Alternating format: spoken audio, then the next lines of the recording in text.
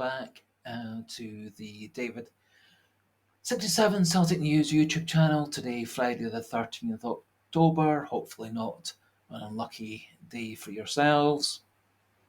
Today's video primarily going to be a wee update on the Celtic players on international duty yesterday and today, and also some interesting good news with regards Celtic signing one of their star younger players.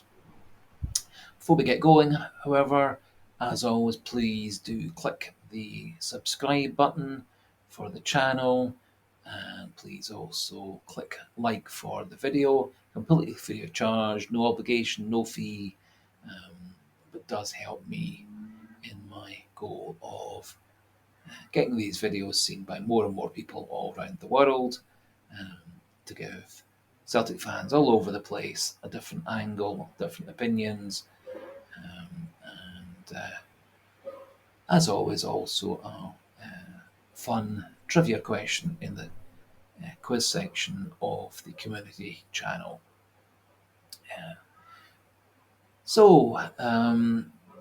The star Celtic player yesterday on international duty was Gustav Lagerbielke. He played the full match at centre-back for Sweden in their friendly 3-1 victory over Moldova, and he also scored his first international goal on his second cap with a header from a corner for Sweden's second goal last night. He was rated as 8.6 out of 10 and was rated as Sweden's second best player on the night, and outplayed a lot of much more experienced players for Sweden. He appears to have got through the game unscathed with no injuries, and hopefully should be back in training at the end of next week in preparation for the games against Hearts, Madrid and Hibs. I personally would like to see Lagerbielke on the bench, backing up Scales and CCV, as he also has the ability to back up right back in addition, and so gives us a bit more flexibility than Nat Phillips. And I think also Lagerbielke is better in the air, as was proven last night against Moldova, at scoring goals in the opposition box. And so I think he adds extra strings to Celtic's bow, as scoring goals from corners has been one of Celtic's weak points the last few years. One of the other players from Celtic who had a good game last night was Luis Palma, who played for Honduras against Cuba in a CONCACAF Nations League, which qualifies them for the Copa America. Honduras were disappointed as they drew the game 0-0, but do have the return game in Honduras on Monday, and are hopeful of getting into second place in their group and qualifying for the upcoming Copa America. Luis Palma had quite a number of shots on goal that were saved or near misses, plus set up several other shots, but was unable to score, but was said to be Honduras' star player yet that last night. I have trawled the internet and YouTube to try to find any highlights packages or goal packages for the Luis Palma game or the Gustav Lagerbielke game, but as yet haven't been able to find any to clip into this video. Our other player who was on international duty was, of course, Kyle McGregor, who played the full game against Spain yesterday in Seville, which sadly Scotland lost 2-0. Rather controversial VAR decision at 0-0, when McTominay scored a brilliant curling free kick, which was sadly ruled offside or a free kick. No one terribly really knows, as the referee said one thing and then changed his mind and said the other. And the UEFA officials also said initially it was a foul on the goalkeeper, and then said it was Jack Hendry was offside and interfering with the goalkeeper, and so the goal was sadly disallowed.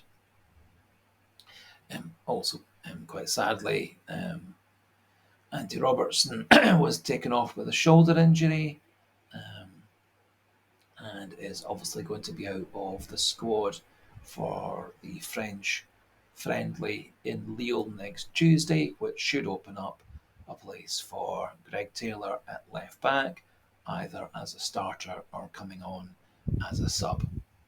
And it's, for me, very good to see Greg Taylor coming back into an international future, as after a slightly rocky start, getting used to Brendan Rodgers' very different way he sees the role for a left back. In recent games, Rodgers seems to have changed his mind and allowed Greg Taylor to play inverted fullback role at left back, which he proved to be very good at under Ange Postecoglou. And of course, Greg Taylor scored his first league goal of the season with the third goal against Kilmarnock on Saturday past. So it would be very good to see Callum McGregor given a rest on Tuesday, and for Greg Taylor to start or at least come on as a sub to add to his Scotland caps. We have a number of players currently playing international matches. The Japan against Canada match is going on as I speak. Japan were leading 1-0. Alistair Johnston started for Canada, and Kyogo and Rio Hatate are on the bench for Japan, but hopefully should come on later in the game. And also our South Korean striker O is on the bench for their game against Tunisia, which is just about to start in a few minutes' time. Also tonight we will have potentially Liam Scales and Mikey Johnston playing for Republic of Ireland against Greece in their European qualifier, and I think Scales is a more likely starter than Johnston, although Johnston may come off the bench, which he did to good effect a couple of times last year for Republic of Ireland. We also have three Celtic players involved with Scotland's under-21 fixture, Summers, McPherson and Anderson, and we also have a couple of our ex-players, Morrison and Doak, also in the Scotland squad, under-21 squad. And we have one player playing for the Republic of Ireland under-21s, which is Bosun Lawal, who's currently on loan, and their game starts very soon. And also, Paulo Bernardo will be playing this evening for Portugal under-21s.